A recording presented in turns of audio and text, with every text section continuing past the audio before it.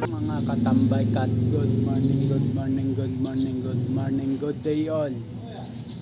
Ang oras natin ngayon ay 8:55 na ng umaga sa petsa na March 29, 2026. So yun, at happy Sunday po yung mga katambay, happy Sunday po sa atin lahat. Nandito ako sa church. So yun,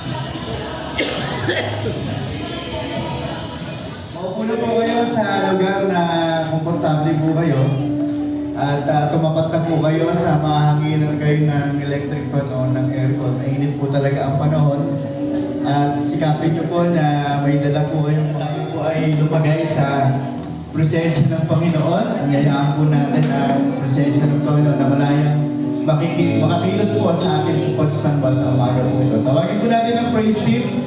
Pamunaan po tayo sa pagsamang awit. Good morning po sa bawat isa. Sa panibagong araw, panibagong pagkakataon para patuloy natin ang meron.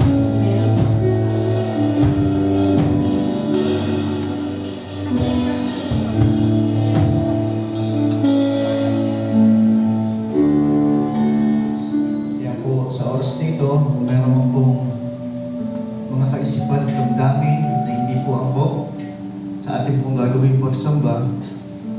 Set aside po natin ito at mag-focus po tayo sa isang malayang pagsamba. Tayo po'y malala. Kung meron pang nakikitang bawang karumihan at kasalanan ng Panginoon sa oras nito, pakalinisin mo po kami at maging karapat dapat, Panginoon, sa iyo ang aming buhay sa isang malayang pagsamba. Sa iyo pagkatawaran. Salamat po sa umaga po ito, sa pagbangon, Panginoon, sa buhay at lakas na pinagdalog at pinagkatiwala mo sa amin. Sa kaisipan at damdamin, Lord, na binigay mo sa amin, na magkaroon ng kauhawan, Panginoon, sa pagsamba, magkaroon ng kauhawan, Panginoon, sa pakikinig ng iyong mga salita, magkaroon ng kauhawan at kagalakan, Panginoon, na makita po ang bawat isa na mga kapatid ko sa Panginoon na sama-sama po kami na magpupulit sasamba, Panginoon, sa iyo.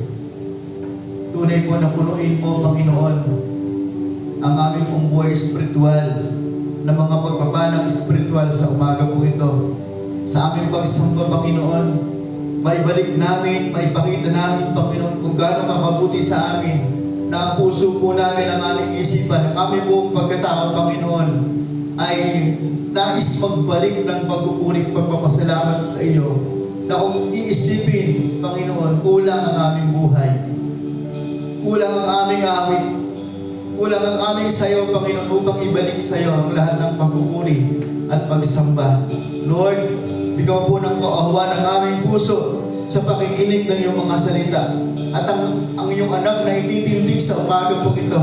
Patuloy po na maranasan po niya ang kapangyarihan, kagalakan, Panginoon, na ibahagi ang iyong mga salita, O Diyos. At kami po na makikinig, ma-encourage po kami, ma-motivate kami, Panginoon, ma-challenge po kami. At kung merong kasalanan, Panginoon, na kailangan ng tawad, O Diyos, tulungan po kami sa pamagitan po ng banal na Espiritu.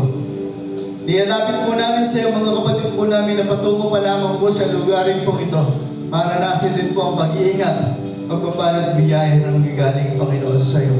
At Lord, sa oras po na ito, anumang gawa ng kaaway o kahadlangan, ang aming malayang pagsamba, ito po ay sinasaway po namin sa makapangyarihang pangalan ng aming Panginoong Kristo. Walang ibang pangalang maitaas sa lugarin pong ito, kundi ang pangalan lamang po ng aming pong Panginoong Kristo. Sa iyo po ang papuri, sa pangalan ni Jesus. Amen.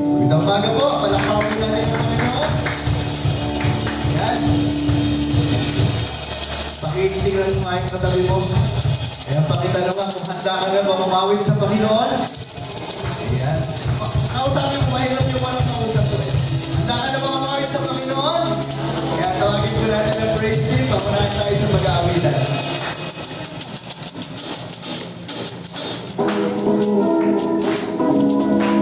Come on, church!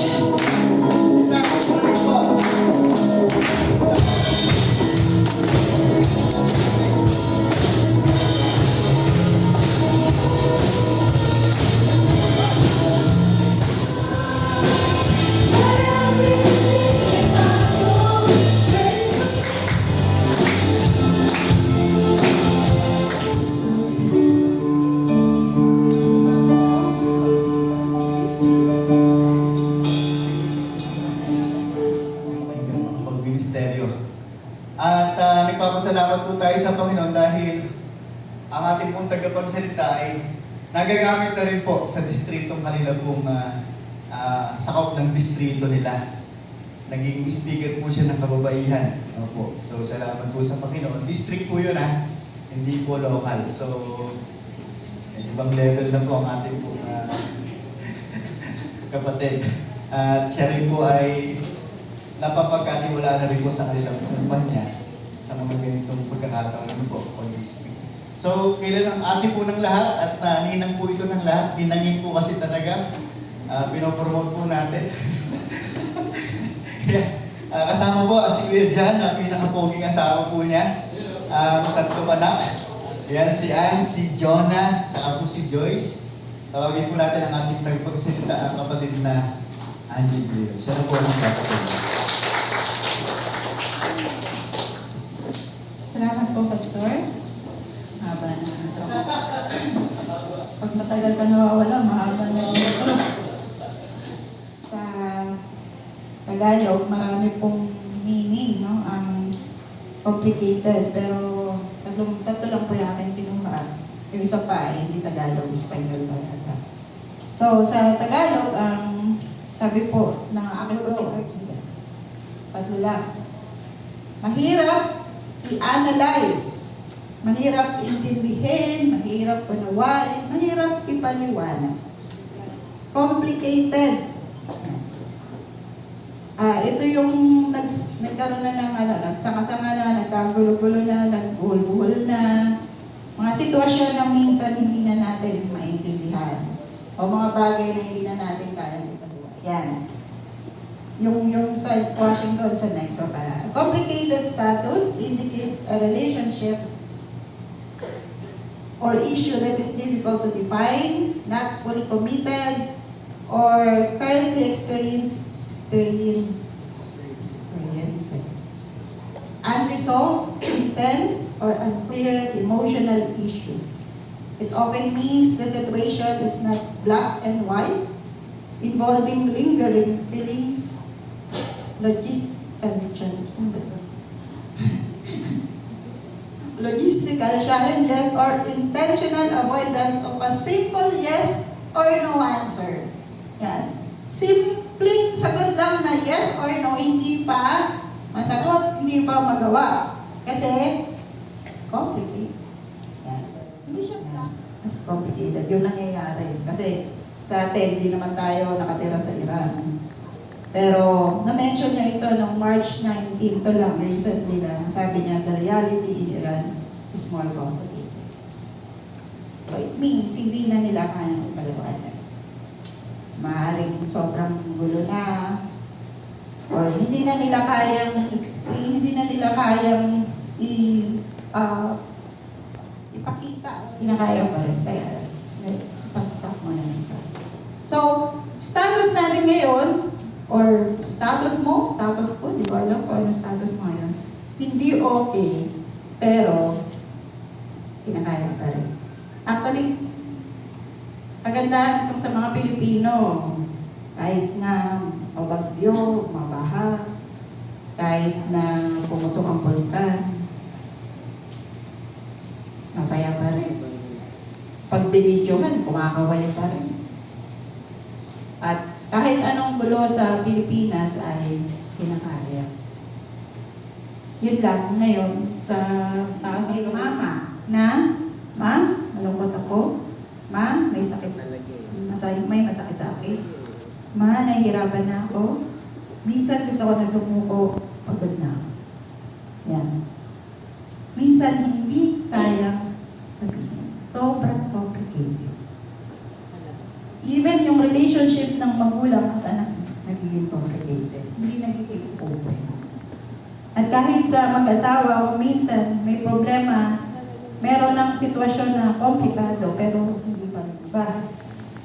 Answered prayer agad. Yes, yes agad. Sabi ng Lord, sige, okay. Granted, wish granted. Ang problema, hindi lang siguro sa hindi mananampalataya, even sa mga mananampalataya.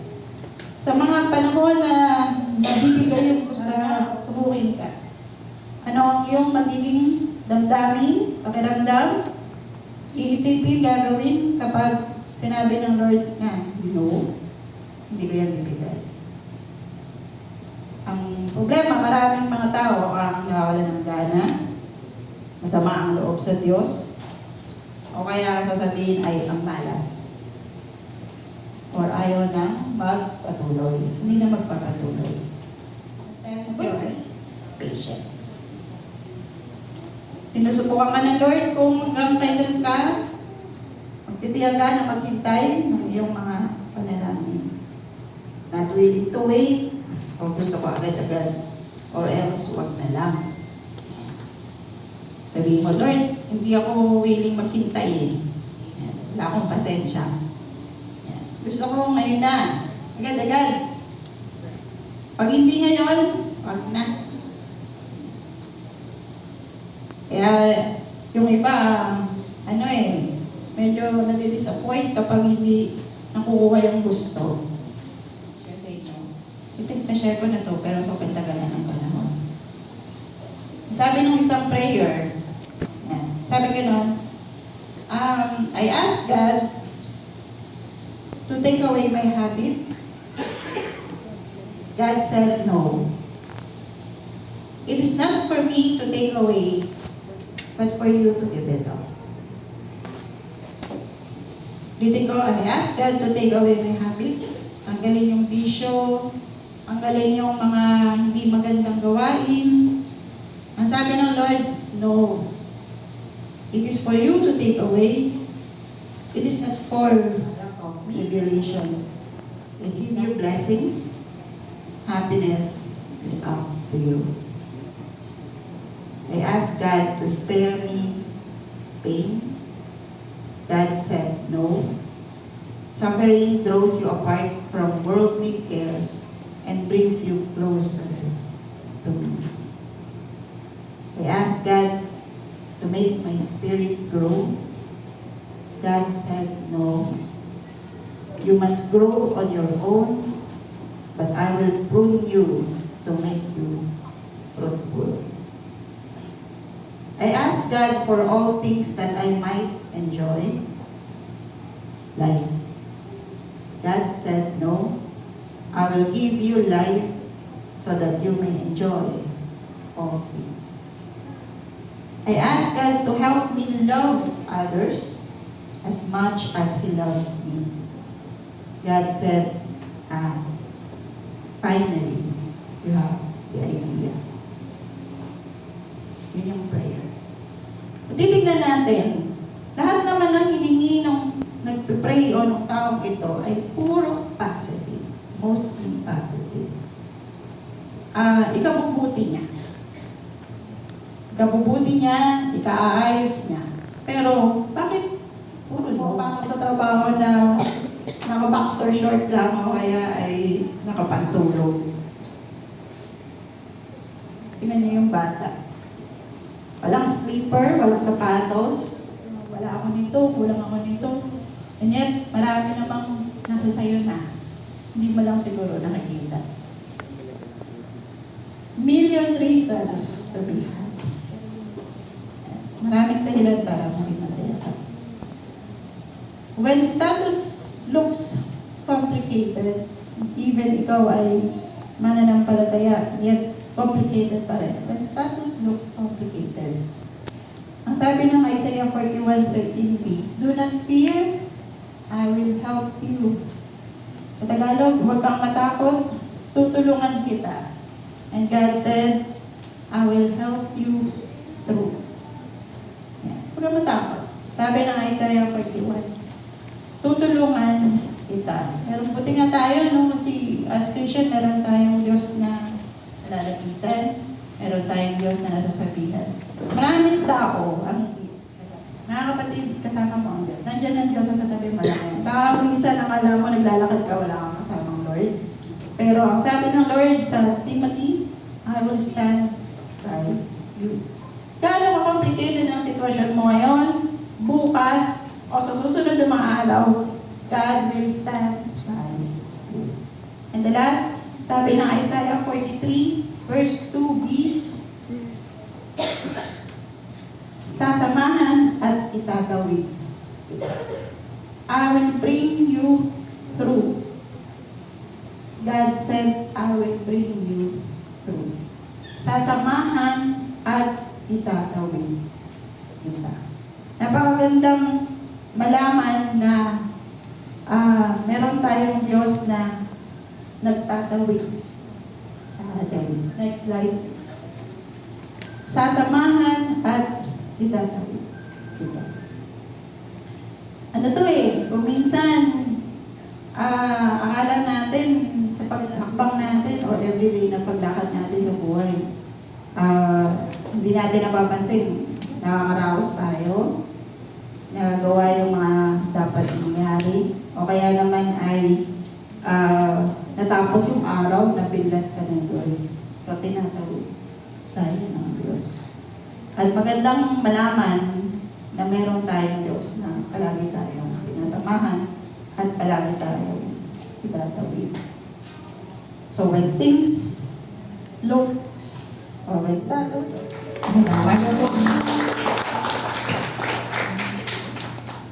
Salamat po sa Panginoon sa kanyang buong salita at na-motivate po tayo, na-encourage po tayo sa umaga po ito. Tingnan mo nga yung katalong, mukhang komplikado pa ba yung tsura niyo?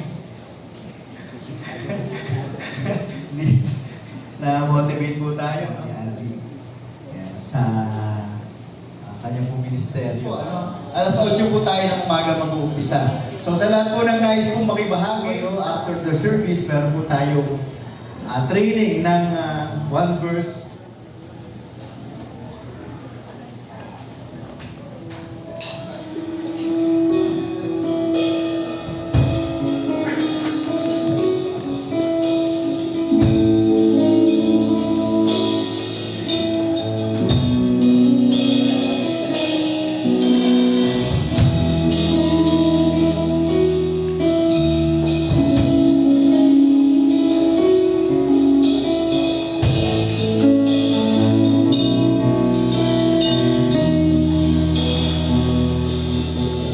Pakikinig ng iyong mga salita.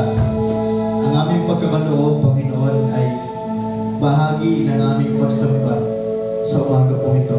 Salamat po sa pagkakataon na sama-sama po kaming makasamba, Panginoon, sa dakilang pribilehiyo po ito, Panginoon. At salamat po, Panginoon, sa katotohanan ng iyong mga salita. Napapanahon ang mensahe po ito sa sitwasyon ng aming bansa, sa sitwasyon ng bawat isa po sa amin. Maraming salamat po sa motivasyon, sa encouragement namin po narinig sa umaga po ito. Dalangin po namin, maging challenge po ito sa amin. Hindi lamang po maging challenge, kundi may apply po namin, Panginoon, sa aming mga buhay, ang katotohanan, ang mensahe po ito. Ang aking dalangin, Panginoon,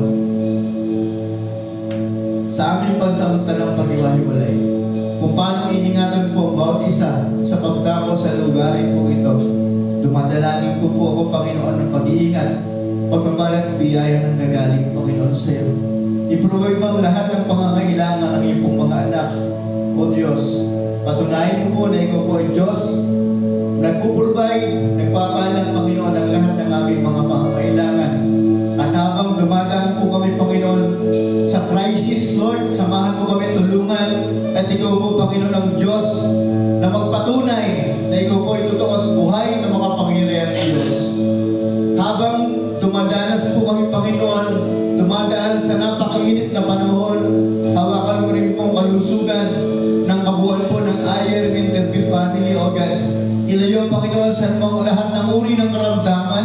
kung magkakaroon ng karamdaman, ikaw po ang Diyos na nagpapagaling at nagpapalakas po, Panginoon, sa amin.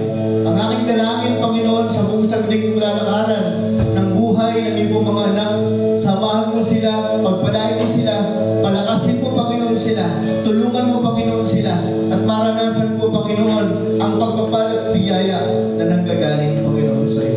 Sa paggagawad po ng paspas na naging pong lingkod, ipadaloy sa mga kapatid ang pagpapala. Mga kapatid ko, pagpalain nga kayo ng Panginoon, ingatan kayo mahabag sa inyo. Iligap ng Diyos ang kanyang mukha sa inyo, pagkaroon kayo ng kapayapaan, mula ngayon magpakailan-kailan pa man, sa pangalan ng Ama, ng Anak at ng Espiritu Santo. Amen. Amen. At amen. Magandang umaga po, pagpalain tayo ng Panginoon. At pahabol po na announcement.